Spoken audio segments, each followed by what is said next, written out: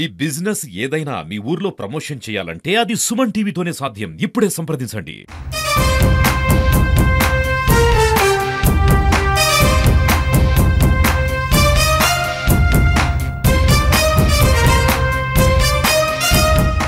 Welcome to Suman TV. నేను కిరణ్. ఎప్పుడెప్పుడా అని ఎదురు చూస్తున్న కర్నూలు నుండి విజయవాడకి విమాన సర్వీసులు అయితే ఎట్టకేలకు జిల్లా నేతల కృషి వల్ల జూలై 2 నుండి విమాన సర్వీసులు అయితే ప్రారంభమవుతున్నాయి. అయితే మనతో పాటు మంత్రి టీజీ భరత్ గారు ఉన్నారు. ఈ సర్వీస్ గురించి మరిన్ని విషయాలు అడిగి తెలుసుకుందాం. సార్, కర్నూలు నుండి విజయవాడకి ఎన్నోసార్లు చాలా సమయం వెయిట్ చేస్తున్నారు. విజయవాడకి విమాన సర్వీసులు కావాలా, ట్రైన్ మార్గం కూడా చాలా దూరము, రోడ్డు మార్గం సరిగ్గా లేదు. విమాన సర్వీసులు అయితే జూలై 2వ తారీఖు నుండి స్టార్ట్ అవుతున్నాయి. దీనివల్ల ఎలాంటి ప్రయోజనాలు ఉంటాయి అనుకుంటారు? ఫస్ట్ థింగ్ అండి, ప్రజలకి క్యాపిటల్ సిటీకి కనెక్టివిటీ అనేది చాలా ఇంపార్టెంట్. ఆ కనెక్టివిటీ లేకుండా పోయింది. లాస్ట్ 5 years ఎయిర్పోర్ట్ వచ్చిన మిగతా స్టేట్స్కి అయితే స్టార్ట్ చేయడం జరిగిందండి. బట్ ఫండమెంటల్గా క్యాపిటల్ సిటీ మన ఓన్ క్యాపిటల్కి లేకపోవడం చాలా దురదృష్టం. నాకు తెలిసి లాస్ట్ 5 ఏళ్ళు పట్టించుకోకపోవడం కారణంగా అది చేయలేదు. బట్ మన ప్రభుత్వం వచ్చిన తర్వాత రామ్మోహన్ నాయుడు గారికి వెంటపడడం, నేనే కాదు మా ఎంపీలు కూడా వెంటపడ్డాం. ఎప్పుడు కలిసినా రామ్మోహన్ గారికి గుర్తు చేయడము, అలాగే చంద్రబాబు గారు కానీ లోకేష్ గారు కానీ ఎన్నో సందర్భాల్లో వాళ్ళు కూడా నాకు తెలిసి కన్వే చేస్తున్నారు.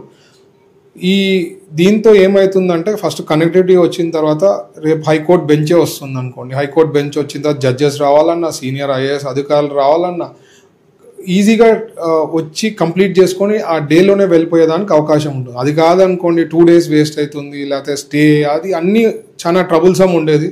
ఇది కాక ఇండస్ట్రియల్ జోన్లో రావడం, పెద్ద పెద్ద ఇండస్ట్రీస్లో ఇక్కడ ఒకవేళ కంప్లీట్ చేసుకొని పోయి చంద్రబాబు గారిని కలిసాలన్నా, లేకపోతే సీనియర్ ఐఏఎస్ అధికారులు ఎవరిని కలిసాలన్నా గవర్నమెంట్లో ఇమీడియట్గా ఇక్కడ కంప్లీట్ చేసుకొని క్యాపిటల్కి పోయేదానికి అవకాశం ఉంటుంది.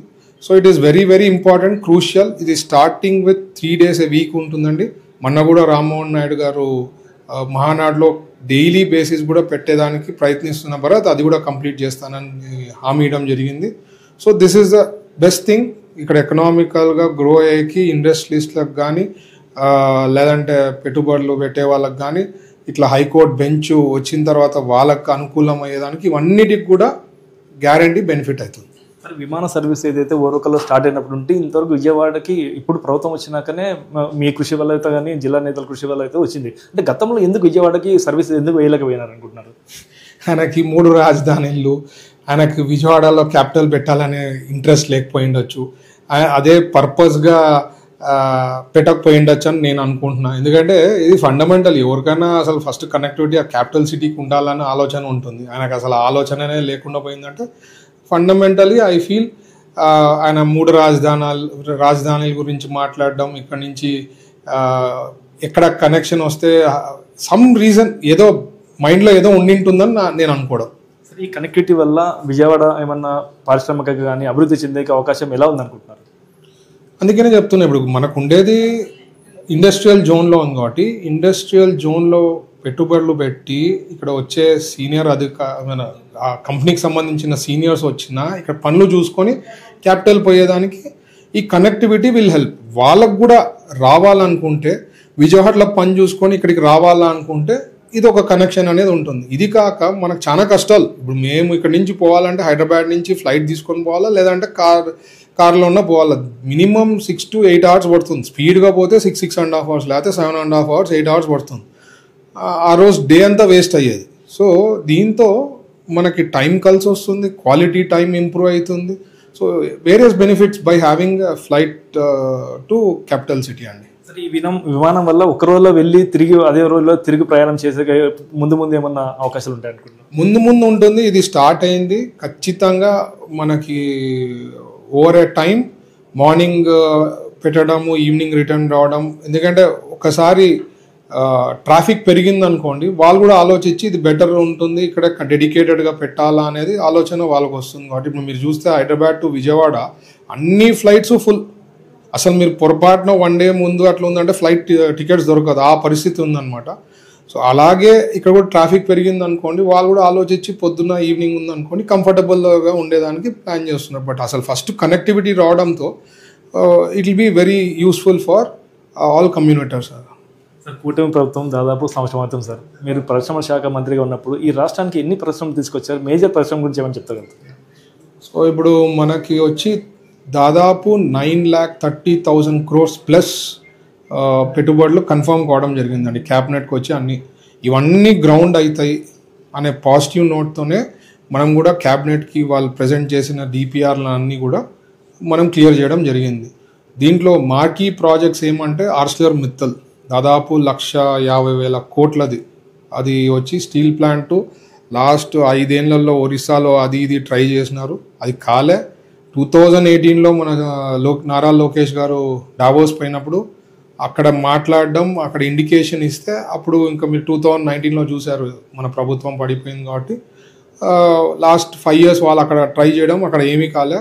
బట్ 45 minutes జూమ్ కాల్లో మనకి ఆర్సిలర్ మిత్తల్ని క్లోజ్ చేయడం జరిగింది. ఎల్జీ ఎలక్ట్రానిక్స్ 5,000 కోట్లది, తర్వాత బీపీసీఎల్ది 1,00,000 కోట్లు, తర్వాత ఎన్టీపీసీకి సంబంధించింది దాదాపు అది 1,50,000-2,00,000 కోట్లు అంటున్నారు. సో ఓవరాల్గా చూస్తే పెట్టుబడులు ఒక మ్యాగ్నెట్ లెక్క చంద్రబాబు గారు ఉన్నారు, లీడర్షిప్ అంటే మ్యాగ్నెట్ లెక్క. సో ఇండస్ట్రీస్లు అందరూ వచ్చేదానికి ఒక అనుకూలమైన వాతావరణం ఇస్తారు కాబట్టి ఆయన ఇచ్చే పాలసీస్ కానీ స్పీడ్ ఆఫ్ డూయింగ్ బిజినెస్ కానీ ఇవన్నీ కూడా పాజిటివ్ ఉంటాయనే ఉద్దేశంతోనే మన దగ్గర ఎన్నో ఇండస్ట్రియలిస్టులు బిజినెస్ పీపుల్ ఇక్కడ ప్లాన్ చేస్తున్నాం మన ఆంధ్రప్రదేశ్లో.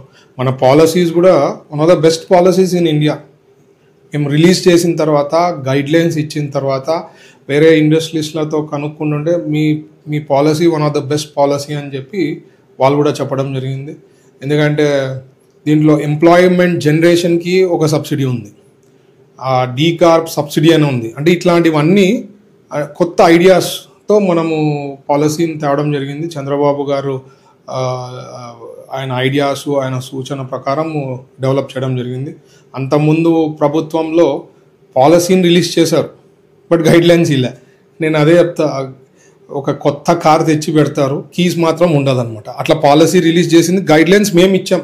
ప్రీవియస్ ప్రభుత్వంలో ఇచ్చిన పాలసీ గైడ్లైన్స్ ఇవ్వలేకపోతే వాళ్ళు లబో దిబో కొట్టుకుంటే టెక్స్టైల్స్ వాళ్ళ గైడ్లైన్స్ మేము రిలీజ్ చేయగలిగినాం. So we are on the job of getting 20 lakh job opportunities create చేయాలనే ప్రతి ఒక్కరికి సంకల్పం ఉంది. ప్రతి ఒక్క మినిస్టర్కి తెలిసి ఏమేమి చేయాలనేది వాళ్ళ శాఖల్లో ఏమేమి అయితే డెవలప్ చేసే దాంట్లోనే ఉన్నారు, జాబ్ ఆపర్చునిటీస్ క్రియేట్ చేసే దాంట్లో ఉన్నారు. ఎన్డీఏ ప్రభుత్వం ఈజ్ ఆల్ అబౌట్ డెవలప్మెంట్, సంక్షేమ పథకాలు కానీ ఇట్లా డెవలప్మెంట్ కానీ వీఆర్ డూయింగ్ ద బెస్ట్. అందరూ హ్యాపీగా సుఖ సంతోషాలతో ఉన్నారు. మామూలే కదా, వైఎస్ఆర్సీపీ పార్టీకి ఏమీ పని పాట లేదు కాబట్టి ఏదో ఒకటి మాట్లాడతారు. వాళ్ళు సబ్జెక్టులు మాట్లాడితే కనిపిస్తారు కాబట్టి టీవీలలో వాళ్ళు మాట్లాడాలా, కానీ reality our government is doing fantastic అండి. Public are all happy. మీరు అన్ని ఈవెన్ రోడ్స్ వాళ్ళు అసలు పట్టించుకోలే, రోడ్స్ కూడా వేయడం జరిగింది. ఇట్లాంటివి ఏవన్నా చూడండి, వీ హ్యావ్ బీన్ డూయింగ్. సంక్షేమ పథకాలు కూడా తల్లికి వందనంది కూడా తొందరలో రిలీజ్ అవుతా ఉంది, ఫ్రీ బస్ వస్తూ ఉంది, అన్నీ అవుతాయండి స్టెప్ బై స్టెప్. అండ్ మన ప్రభుత్వం ఎన్డీఏ అనదర్ 20 years ఉందంటే one of the best state, one of the best capital in the world అవుతుంది. సో ఖచ్చితంగా ప్రజలు గమనిస్తున్నారు, అన్ని వాళ్ళు ఏం చెప్పినా నమ్మరు. కర్నూలు జిల్లాలో పరిశ్రమలు దాదాపు అయితే కొన్ని వచ్చాయి, అంటే అది ఎప్పుడు ప్రారంభమవుతాయి? డ్రోన్ హబ్ అన్నారు, చాలా ఉన్నాయి, అవి ఎప్పుడు ప్రారంభ దశలకు వస్తాయి అనుకుంటున్నారు? ఏది మ్యాజిక్ షో కాదండి, అన్ని టైం టేకింగ్ పడతాయి. ఇవన్నీ అసలు కన్ఫర్మ్ చేయడమే చాలా కష్టం. ఎందుకంటే మనకేం పక్కన సముద్రం లేదు, పోర్ట్ సిటీ కాదు ఇది. అట్లాంటిది చంద్రబాబు గారు ఇక్కడ డ్రోన్ హబ్ అనుకోండి, డిఫెన్స్ అనుకోండి, ఎలక్ట్రానిక్స్ అనుకోండి, ఇక్కడ డెవలప్ చేయాలా, ఒక corridor from Anantapur to Kurnool corridor create చేయాలా, ఇవన్నీ ఒక ఆలోచన మేరకు ఒక విజన్తో పనిచేస్తేనే అది సాధించగలుగుతాం. మీరు ఇప్పుడు కూడా చూస్తే కర్నూలుకి సంబంధించింది, ఈవీకి సంబంధించింది మొన్ననే జీవో రావడం జరిగింది. ప్యూర్ ఈవీకి సంబంధించిన ఎలక్ట్రికల్ బైక్స్ది ఆయన ఏమో నాకు ప్రామిస్ ఇచ్చాడు, 1 yearలో కంప్లీట్ చేస్తా సార్, మీరు ఒక్కసారి మాకు హ్యాండ్ ఓవర్ చేసిన తర్వాత అన్నారు. ఆయన కమిట్మెంట్ అది ఉంది. తర్వాత సెమీ కండక్టర్ది సబ్జెక్టు ఈ మధ్యనే ఒక 1000 కోట్ల పైన అది కూడా జీవో రావడం జరిగింది. వాళ్ళకి జీవో అందింది, వాళ్ళకి once it is hand over ఆ వర్క్స్ స్టార్ట్ అవుతాయి. ఇవి కాక ఆల్రెడీ మనము MOU చేసాము. ఎప్పుడైతే 2.0 పాలసీ రిలీజ్ అయింది అనుకోండి సెంట్రల్ గవర్నమెంట్లో, ఆ పాలసీలో వీళ్ళు కానీ ఎలిజిబుల్ అయిందంటే వాళ్ళ పెట్టుబడులు కూడా వచ్చేదానికి అవకాశం ఉంది. So lot of things are happening. ఇది కాక ఎప్పుడో మనకు DPR వేసేసి మేము చేస్తామని చెప్పి ల్యాండ్ కోసం ఉంటే వాళ్ళకంతా నోటీసులు ఇవ్వడం జరిగిందనమాట. మీరు పెట్టండి, ల్యాండ్ అన్నా వాపస్ ఇవ్వండి అని. సో దాంతో సిగాచి కెమికల్స్ అని చెప్పి వాన కూడా స్టార్ట్ చేయడం జరిగింది. కర్నూలే కాదు, అన్ని చోట్ల కూడా మేము ఎవరైతే ల్యాండ్ కోసం తీసుకొని ఊకే DPRలు వేసేసి ల్యాండ్ ఒకవేళ అలాట్ అయింది ఉంటే పని చేయకుండా ఉంటే వాళ్ళకంతా నోటీసులు మీరు విత్ ఇన్ ద టైం చేయండి, లేకపోతే హ్యాండ్ ఓవర్ ద ల్యాండ్ అని. సో అన్ని చోట్ల కూడా రీస్టార్ట్ అవుతున్నాయి. So lot of things are happening అండి. పాజిటివ్ ఉంది, థింగ్స్ ఆర్ గోయింగ్. ఇవన్నీ మేము ఏమైతే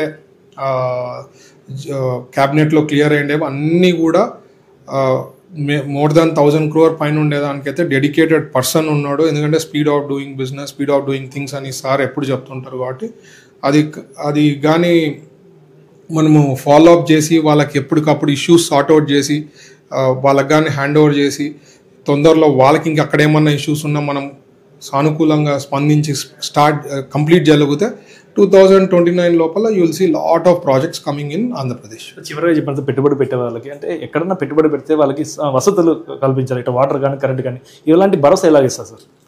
ఇప్పుడు మనం ఓరోకలుకే తీసుకోండి. ఫర్ ఎగ్జాంపుల్ 1 yearలో వాటర్ లైన్ సంబంధించింది 85 to 85% వాటర్ లైన్ మేము వచ్చిన తర్వాత మా ప్రభుత్వంలో కంప్లీట్ చేయగలిగినాం. ఇంకో 15% ఉంది. ఆ వాటర్ లైన్ అయితే అక్కడ ఉండే ప్లాంట్స్కి అంతా కూడా వాటర్ వచ్చేదానికి అవైలబుల్ ఉంది. ఇది టెండర్ ఎప్పుడో అయినింది, పట్టించుకోలే, ఫాలో అప్ చేయలే, వాళ్ళతో ఏం ప్రాబ్లమ్స్ కాంట్రాక్టర్తో మాట్లాడి. గత ప్రభుత్వంలో అంటే కొరతగానే వాళ్ళు పనిచేస్తారంటారా? అంటే ఈ మన ఓరోకల్ ఇండస్ట్రియల్ పార్క్ వచ్చి 2014 నుంచి 19లో సార్ ఇక్కడ డిసైడ్ చేసినారు. కొన్ని ఉంటాయి. ఇప్పుడు జయరాజే ఫర్ ఎగ్జాంపుల్ తీసుకోండి. మనకు జయరాజ్కి వాటర్ తర్వాత పవర్ వాళ్ళకి ఇస్తామని చెప్పారు, చేయలే లాస్ట్ ప్రభుత్వంలో. ఎప్పుడు స్టార్ట్ కావాల్సింది తెలుసా? ఒక 2 years or 3 years back start కావాల్సిన ప్లాంట్ ఇప్పటికి ట్రయల్ రన్స్కి వచ్చింది. మీకు ప్రాబ్లం అని చెప్తే మాకు పవర్ది కమిట్మెంట్ ఇచ్చింది చేయలేదు భరత్, మాకు ఇస్తానన్న వాటర్ది ఇంతవరకు చేయలేదు. వాళ్ళు దాదాపు 120 కోట్లు ఎక్స్ట్రా ఖర్చు అయింది వాళ్ళకి కాస్టింగ్. వాళ్ళకి ఎంత బాధలు ఉంటాయి. వాళ్ళు అసలు కర్నూలుకి సార్ వెంటబడి మనకు తెచ్చి ఇక్కడ ఒక ఇండస్ట్రీని పెడితే వాళ్ళకి ఫేవరబుల్గా ఉండి ఫాలో అప్ చేసి చేయాల్సింది పోయి అసలు పట్టించుకోలేదు కదా. అదే కదా ప్రాబ్లము. అందుకనే కదా వాళ్ళకి 11 వచ్చినాయి డిజిట్స్. కరెక్ట్ క్రికెట్ మ్యాచ్ అంతా టీమ్ కిట్ తయారు ఎందుకు చేసినారంటే ఎక్కడ ఏ ఇన్స్టిట్యూషన్ని కూడా బతకనీలేదు, నాశనం చేశారు వాళ్ళు. స్టెప్ బై స్టెప్ అన్ని క్లియర్ చేస్తున్నారు చంద్రబాబు గారు.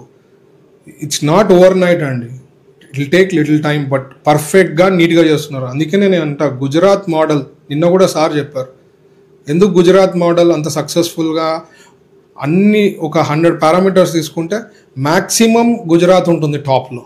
ఎందుకంటే అక్కడ గవర్నెన్స్కి, అక్కడ గవర్నమెంట్ పైన కంటిన్యూస్గా అక్కడ ప్రజలు గమనించి తెలివిగా వాళ్ళని బీజేపీ ప్రభుత్వంకి కంటిన్యూస్గా ఇచ్చారు. అందుకనే మీకు గ్రోత్ అంత బాగా అయింది.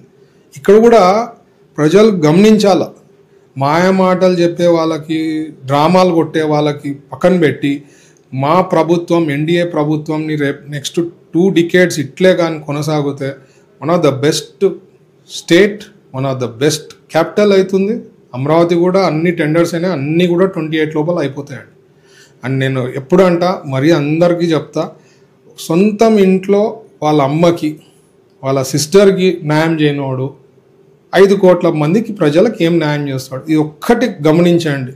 వాళ్ళు ఏం చెప్పేది కాదు, ఫస్ట్ ఎందుకు ఇంట్లో చేయలేకపోతున్నావు అనేది గమనిస్తే మీ దగ్గర ఆన్సర్ దొరుకుతుంది.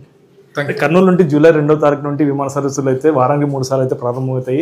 దీనివల్ల ఎంతో అభివృద్ధి చెందుతుంది. అలాగే రాష్ట్రంలో దాదాపు 10 లక్షల కోట్లు పెట్టుబడిదారులు అయితే ముందుకు వచ్చారు. ఇది త్వరలోనే పరిశ్రమ కూడా ప్రారంభం కానీ దేశంలో ముందుందని చెప్పేసి టీవీ భరత్ గారు చెప్తారు. కెమెరా పర్సన్ నాబాబుతో కిరణ్ సుమన్ టీవీ కర్నూలు.